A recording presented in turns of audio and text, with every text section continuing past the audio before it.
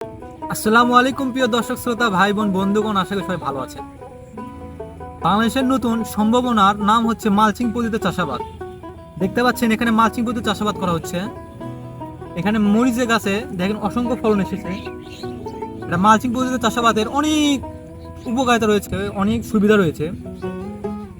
Mulching পদ্ধতিতে চাষাবাদের যদি সুযোগ সুবিধা বলতে থাকি আমি, তাহলে এটা শেষ করা যাবে না।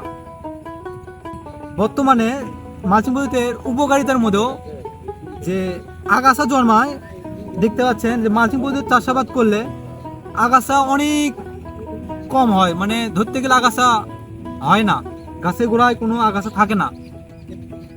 আগাছা নিধন করার জন্য যদি লিভার দেওয়া হয়, তাহলে দেখা যায় একটা জমিতে বছরে প্রায় 20-30 হাজার টাকা শুধু আগাছা নিধন করতে চলে যায়। রোগ পোকামাকড় অনেক কম হবে। দেখা যাবে মালচিং পদ্ধতিতে চাষাবাদ করলে কীটনাশকের প্রয়োজন কম হয়। কেন কম হয়?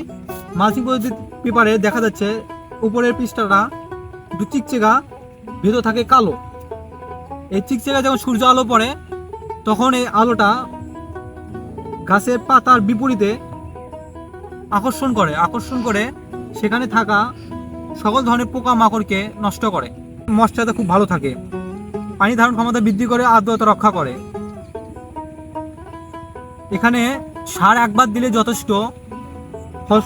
জমি তৈরির সময় সেচ চাষে একবার সার এবং বেড তৈরির সময় বেডে একবার সার দিলেই ভালো হয় এবং ফলনগুলো খুব ভালো হয়।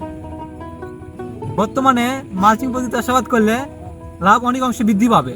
লেবার কস্ট, জমিতে সেচ, সার, কীটনাশক, নিড়ানি, আগাছা নিধন সবগুলোই খরচ কম হবে।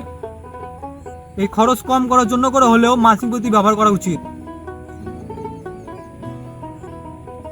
এবং জমিতে মালচিং পদ্ধতি ব্যবহার করার পাশাপাশি জৈব সার ব্যবহার করলে ফলগুলো পাবেন বিষমুক্ত এবং জৈব সারে থাকে অনেক পুষ্টিগুণ সমৃদ্ধ। এজন্য মালচিং পদ্ধতি ব্যবহার করুন, পাশাপাশি জৈব সার ব্যবহার করুন।